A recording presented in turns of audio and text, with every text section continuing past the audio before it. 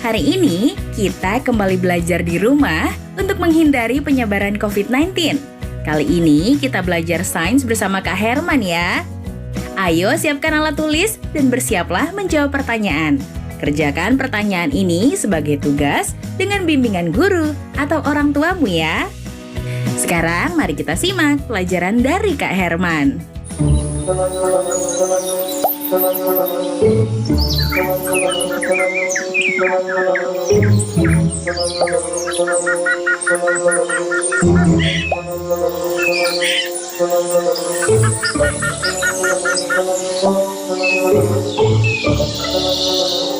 Halo Sobat X Science, jumpa lagi dalam program kesayangan kita semua, X Science, Eksplorasi Sains. Nah, hari ini teman-teman kita mendapatkan tugas dari sekolah untuk membuat prakarya rantai makanan. Tugasnya adalah menempatkan pilihan hewan-hewan ke dalam kotak-kotak agar menjadi susunan rantai makanan yang tepat.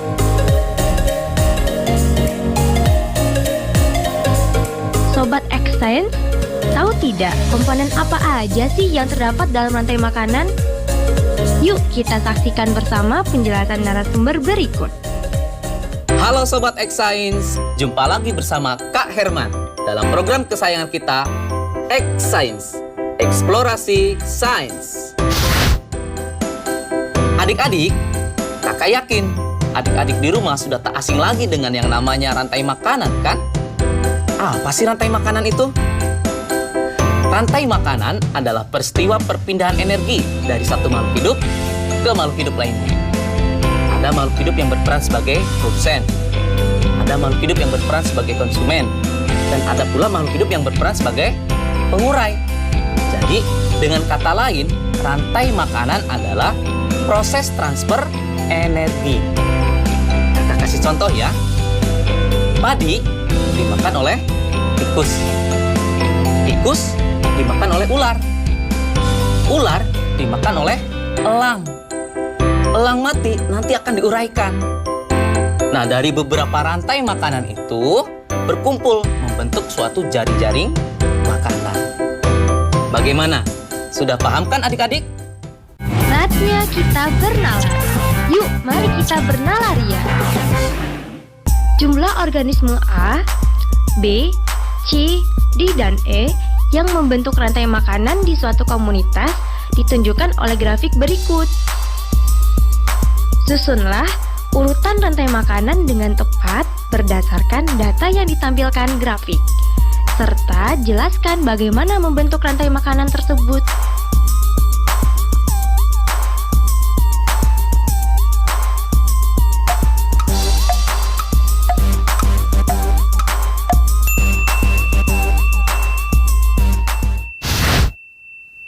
Sobat X Science, bagaimana?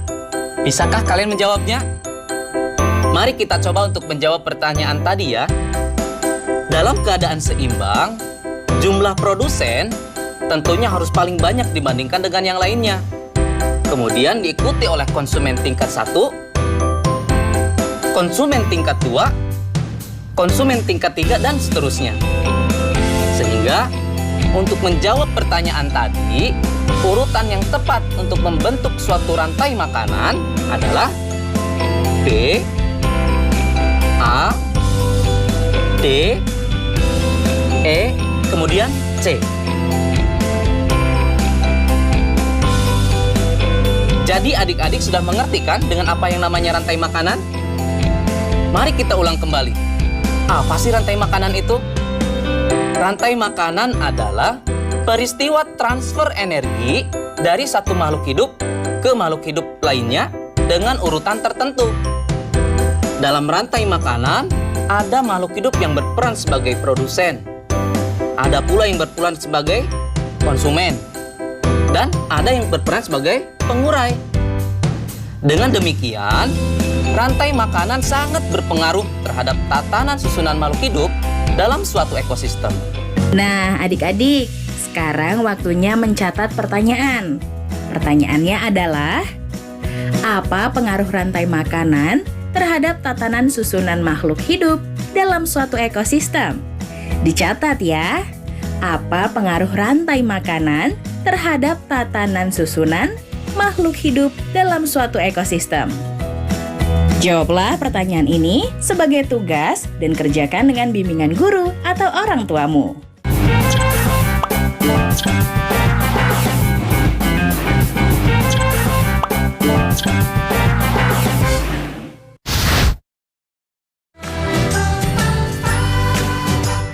Kementerian Pendidikan dan Kebudayaan terus mendukung pembelajaran jarak jauh dan memajukan budaya Indonesia di masa pandemi Corona. Saksikan program Belajar dari Rumah setiap Senin sampai Minggu untuk semua jenjang pendidikan, guru, dan orang tua hanya di TVRI. Marilah kita bersama-sama belajar dari rumah.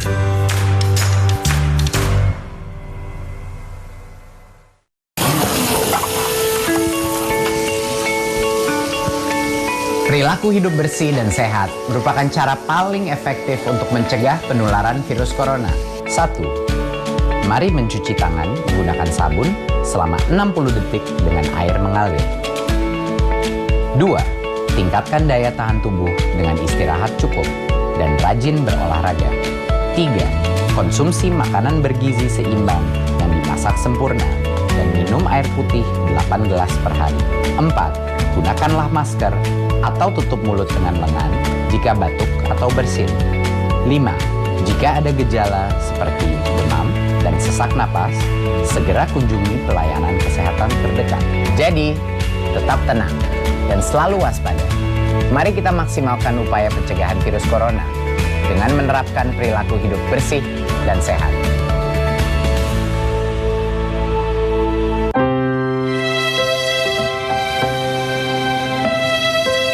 Kamu nggak sekolah? Nggak ada biaya, Pak De. Kan ada KIP.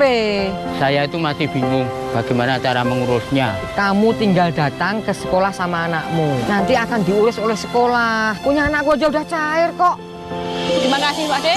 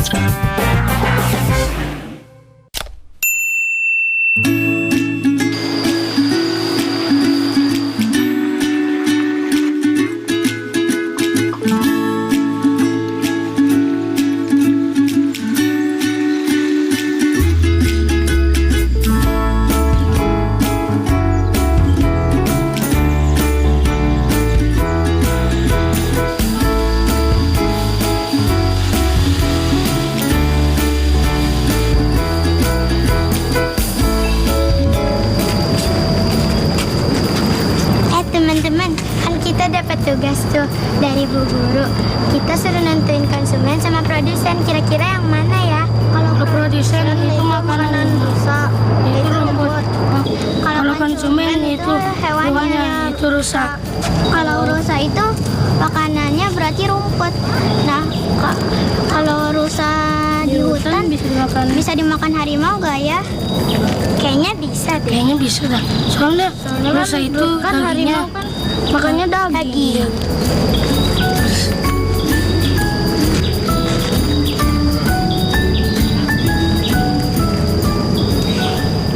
Halo Sobat X Science, kembali bersama Kak Herman dalam program kesayangan kita, X Science, Eksplorasi Sains. Adik-adik, kalian pasti penasaran kan bagaimana hubungan interaksi yang terjadi dalam jaring-jaring makanan? Yuk mari kita simak penjelasan berikut. Yang pertama adalah produsen. Produsen adalah makhluk hidup yang dapat membuat makanannya sendiri dengan bantuan sinar matahari. Prosesnya dinamakan fotosintesis. Wah, indah sekali ya alam Indonesia ini dengan begitu banyaknya hutan yang ada di Indonesia. Yang kedua, konsumen tingkat 1. Komponen pada konsumen tingkat 1 ini diisi oleh binatang. Biasanya adalah binatang herbivore yang memakan organisme autotrof yang tropiknya rendah. Karena termasuk dalam kelas heterotrof, maka konsumen tingkat 1 ini tidak dapat membuat makanannya sendiri dan bergantung pada produsen. Contoh binatang herbivor yang ada di hutan adalah rusa.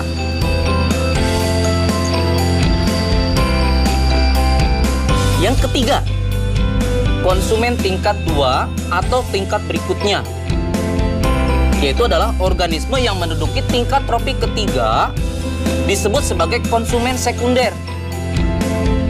Diduduki oleh hewan pemakan daging atau karnivora. Contoh dari organisme ini adalah serigala, harimau, ular, elang, dan masih banyak lagi. Posisi dari konsumen tingkat 2, tingkat 3, dan tingkat seterusnya bukanlah akhir dari jaring-jaring makanan. Sebab ketika nanti mati, tubuhnya akan diuraikan menjadi mikroorganisme yang akhirnya akan diserap oleh tanah. Yang terakhir, yaitu pengurai. Organisme ini bertugas menguraikan tubuh hewan yang sudah mati menjadi zat yang dibutuhkan oleh tanah. Fungsi dari komponen ini sangat berharga bagi kesuburan tanah. Proses rantai makanan akan berulang, di mana unsur yang telah diuraikan tersebut akan dimanfaatkan oleh tumbuhan untuk membuat makanan melalui proses fotosintesis. Contoh dari pengurai adalah jamur, bakteri, dan hewan kecil seperti cacing tanah atau belatung juga termasuk ke dalam pengurai. Saatnya kita bernalar. Yuk, mari kita bernalaria. Saatnya Sobat Exchange menjawab pertanyaan nalaria berikut.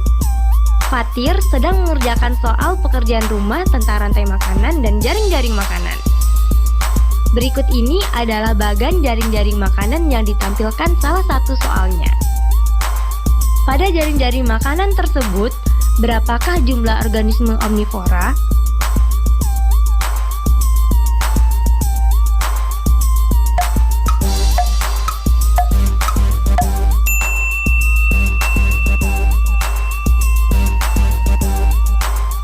Mari kita simak penjelasannya. Jika dimulai dari produsen F, maka jumlah omnivora adalah 2, yaitu H dan L. Karena H memakan F dan G, L memakan F, H, dan M. Jadi, adik-adik sudah mengerti kan dengan jaring-jaring makanan? Sehingga, apa perbedaan antara rantai makanan dengan jaring-jaring makanan ya? Perbedaannya adalah rantai makanan merupakan bagian dari jaring-jaring makanan, sehingga jaring-jaring makanan akan menimbulkan banyak sekali rantai makanan yang terhubung satu sama lain. Jika skemanya digambar, jaring-jaring makanan akan berbentuk seperti jaring laba-laba. Nah, adik-adik, sekarang waktunya menjawab pertanyaan. Pertanyaannya adalah, apa perbedaan antara rantai makanan dengan jaring-jaring makanan? Dicatat ya. Apa perbedaan antara rantai makanan dengan jaring-jaring makanan? Jawablah pertanyaan ini sebagai tugas dan kerjakan dengan bimbingan guru atau orang tuamu.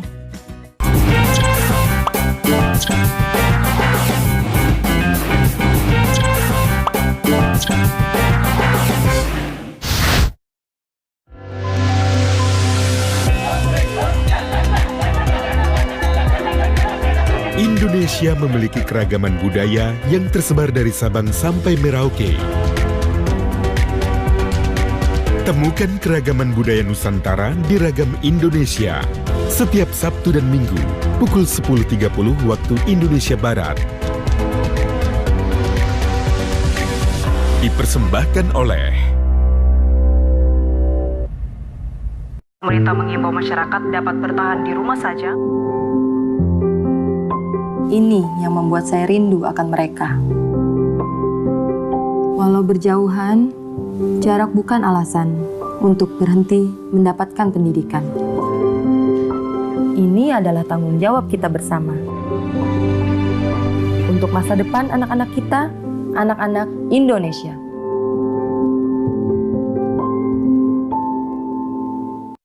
Belajar dari rumah sangat menyenangkan. Iya ya, asik banget.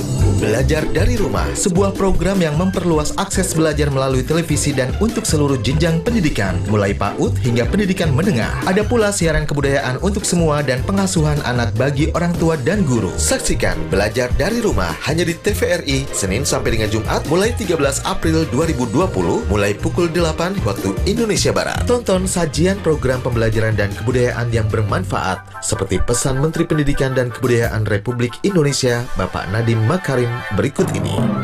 Kementerian Pendidikan dan Kebudayaan terus mendukung pembelajaran jarak jauh dan memajukan budaya Indonesia di masa pandemi corona. Saksikan program Belajar dari Rumah untuk semua jenjang pendidikan, guru dan orang tua hanya di TVRI. Marilah kita bersama-sama belajar dari rumah. Informasi ini dipersembahkan oleh Kementerian Pendidikan dan Kebudayaan Republik Indonesia.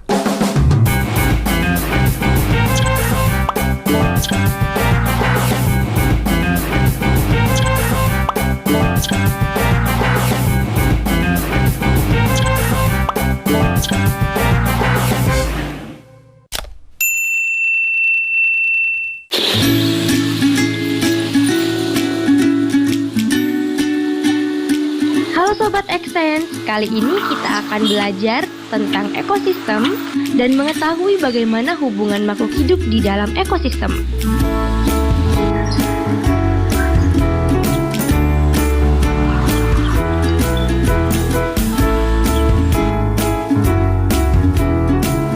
Mari kita memahaminya dengan membuat miniatur ekosistem. Sebelum kita mulai membuat miniatur ekosistem, tahukah Sobat Exchange apa itu ekosistem?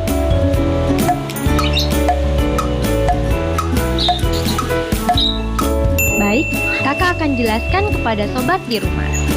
Ekosistem adalah hubungan saling ketergantungan antara makhluk hidup dan lingkungannya.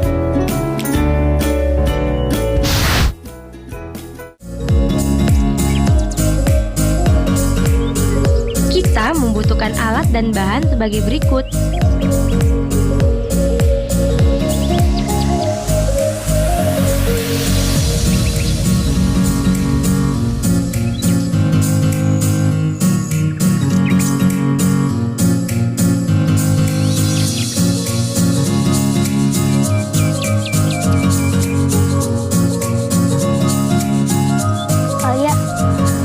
Kita buat miniatur ekosistem hutan. Ayo.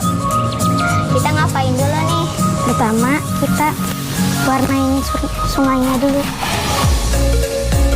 Pertama, tentukan ekosistem yang ingin kita buat. Kemudian, susunlah sekreatif mungkin.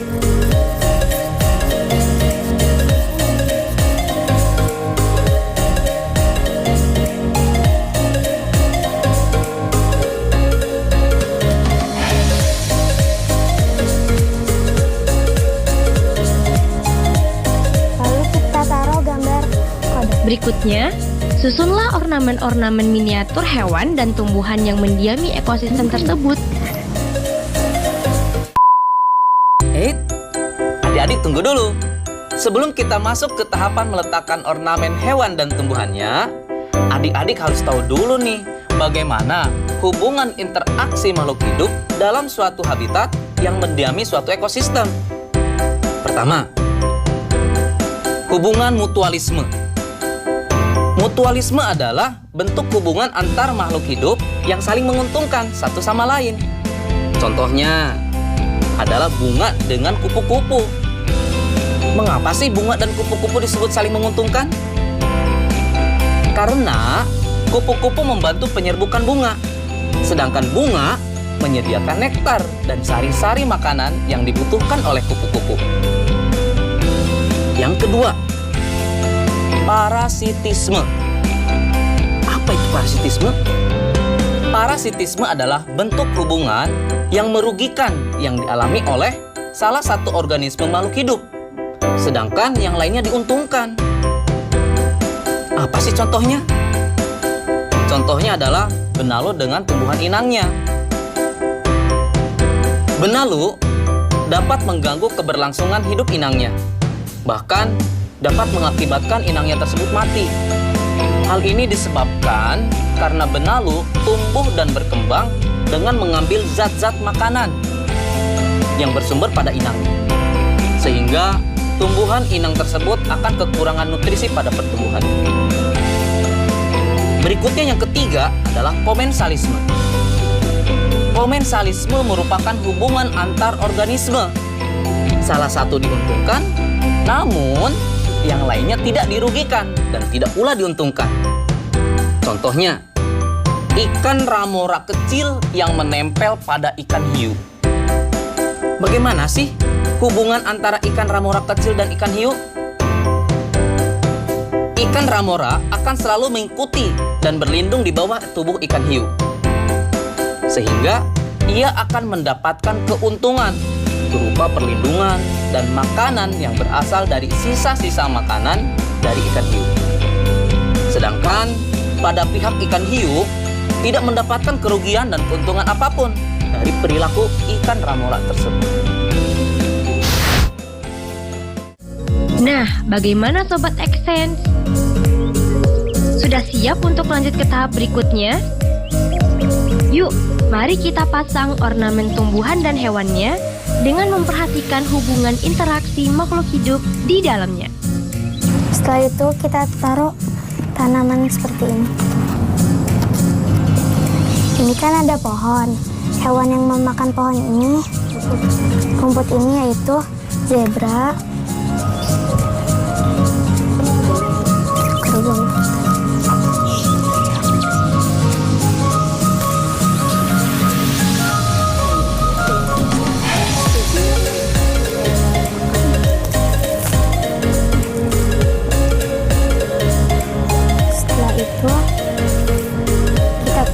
Kita taruh background hutan.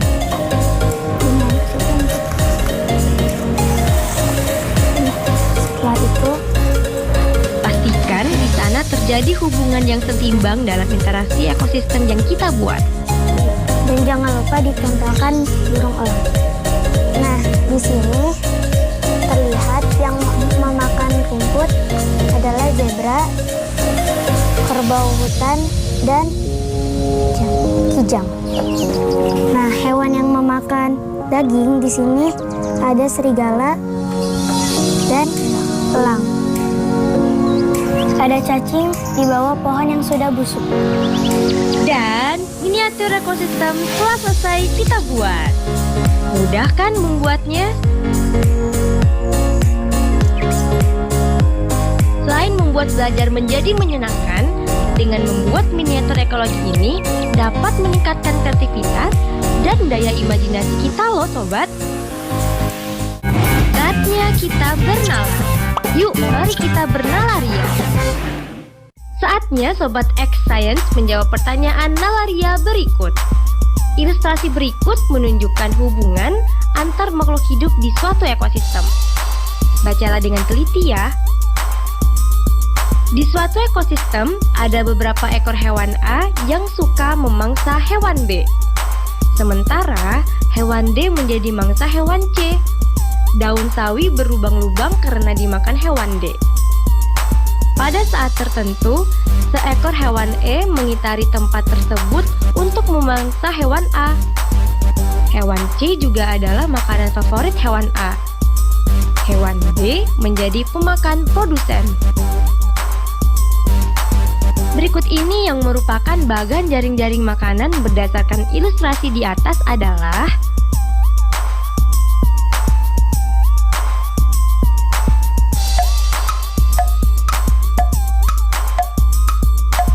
apakah sudah ada yang bisa menjawab? Jawaban yang tepat adalah jawaban C. Karena soal ini perlu bernalar, maka kita harus mencari dahulu nih produsennya. Produsen di soal ini adalah daun sawi. Daun sawi dimakan oleh B dan D, sedangkan D dimakan oleh C. Kemudian pada soal dituliskan C dan B dimakan oleh A. Namun, A bukan konsumen tingkat akhir karena A dimakan oleh E. Dari penjelasan tersebut, kita dapat mencocokkan jawaban dengan pilihan yang sesuai, yaitu pilihan C. Dan dapat disimpulkan terbentuklah jaring-jaring makanan dengan dua rantai makanan pada ekosistem tersebut. Gimana, mudah bukan belajar sains? Sampai jumpa pada eksplorasi sains berikutnya. Nah, adik-adik, sekarang waktunya menjawab pertanyaan. Pertanyaannya adalah, bagaimana hubungan interaksi antara makhluk hidup yang mendiami habitat dalam suatu ekosistem? Dicatat ya, bagaimana hubungan interaksi antara makhluk hidup yang mendiami habitat dalam suatu ekosistem? Jawablah pertanyaan ini sebagai tugas dan kerjakan dengan bimbingan guru atau orang tuamu. Sekarang adik-adik belajar di rumah saja bersama Kak Herman hanya di TVRI. Adik-adik ingat ya, selalu rajin mencuci tangan dan menjaga kesehatan untuk mencegah penyebaran COVID-19. Sampai jumpa lagi.